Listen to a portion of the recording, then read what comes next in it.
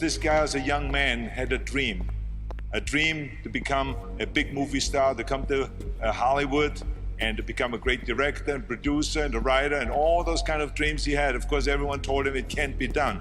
But he wouldn't take no for an answer, and he moved across from New York to Los Angeles to Hollywood. And of course, one day, after struggling, like we all do in the beginning, to get into TV and into movies, he had this idea of writing a script. And in longhand, he wrote this script, which was Rocky.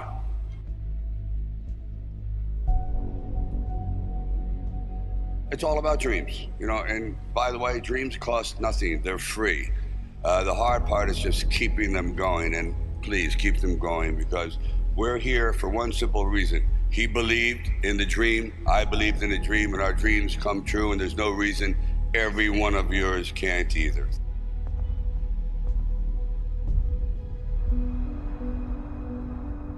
I used to sit in this little apartment, and it was a room. As a matter of fact, the room was so small, I remember I was able to open up the window and close the door while sitting on the bed at the same time. It was like 8 feet by 8 feet by 9 feet.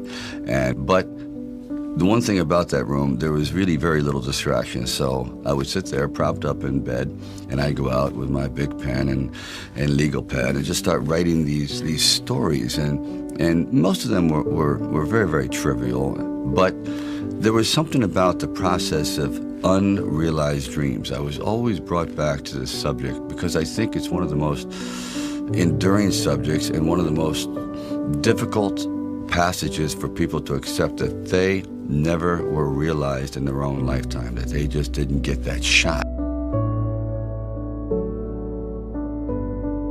I decided it was a time to come to California, so I went to California.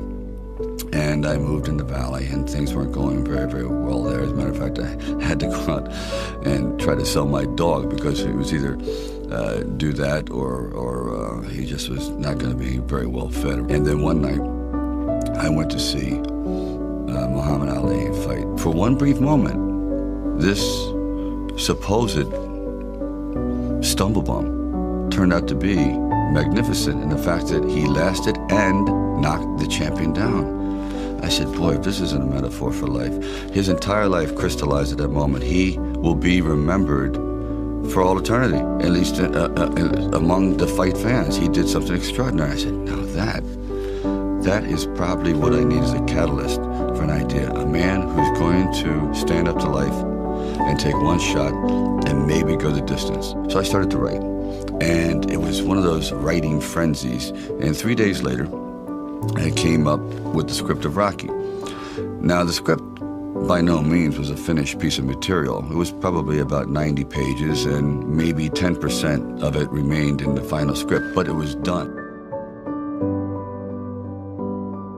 I first met Bob Chardoff and Irwin Winkler, and I believe I was there on a casting call.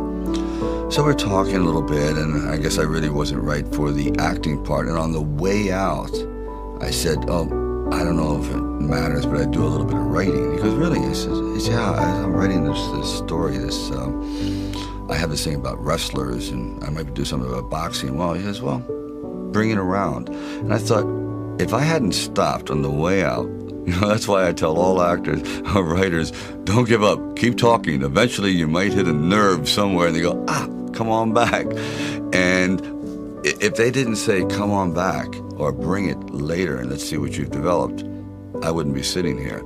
So I have to give incredible credit to their insight and their patience, and they're willing to take a chance, which it doesn't exist much anymore, unfortunately.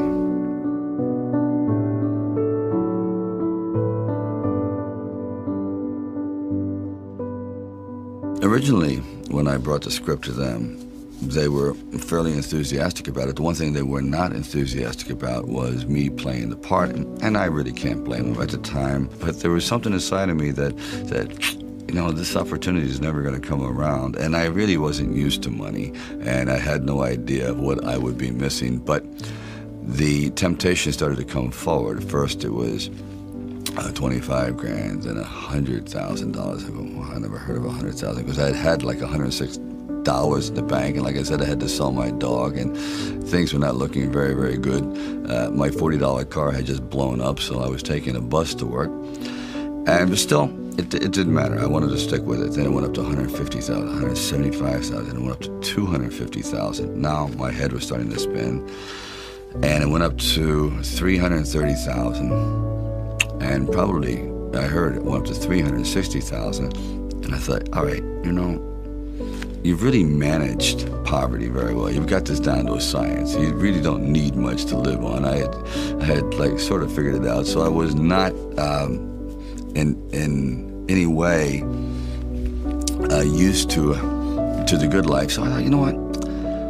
If I know in the back of my mind, if I sell the script and it does very, very well, I'm going to jump off a building. And if I'm not in it. So this is one of those things where you just roll the dice and you fly by the proverbial seat of your pants. Say, all right, I got to try it. I got to just do it. I may be totally wrong, and I'm going to be taking a lot of people down with me, but I just believe in it. We were working with the handheld camera at the time with Garrett Brown, and it was somewhat experimental.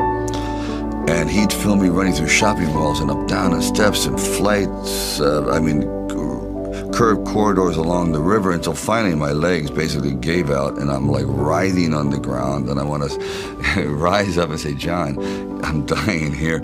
And he goes, no, use it. Use the pain. I said, for what? I mean, I'm in misery. He goes, well, no, you know, it's giving your character, it's giving him some depth. I said, it's giving me bruises. It's giving me like agony. I can't sleep at night. Like the scene where we just jumped down and saw this ship along the dock, this docked along the pier. And I said, just jump out, run as fast as you can along the ship. And I'm running and running. I said, you know what? My legs are buckling. I'm literally going to crash down here. Teeth are going to go, jaw, face. I'm just going to be ground down to this flat-faced image. Please. And I just barely made it.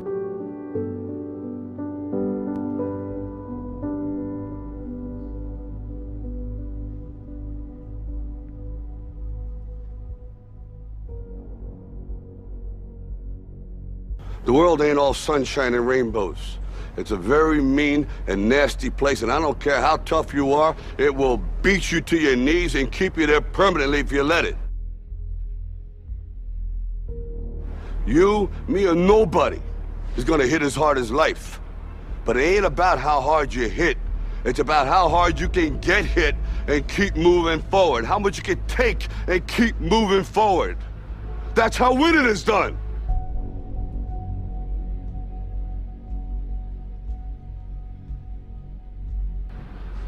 Now, if you know what you're worth, now go out and get what you're worth. But you gotta be willing to take the hits and not pointing fingers saying you ain't where you wanna be because of him or her or anybody.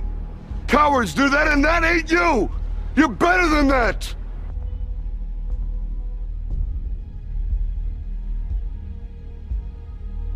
You can't be alone. To really succeed, no man really is an island. When you find the right components in your life, the right people that gel with you, then you feel as though you're invincible. It may be a fallacy, but you at least feel as though you can take all that life has to dish out.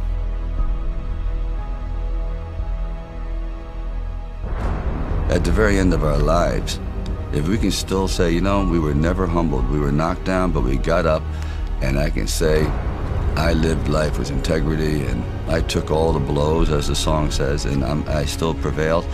I think that's a good epitaph for anyone.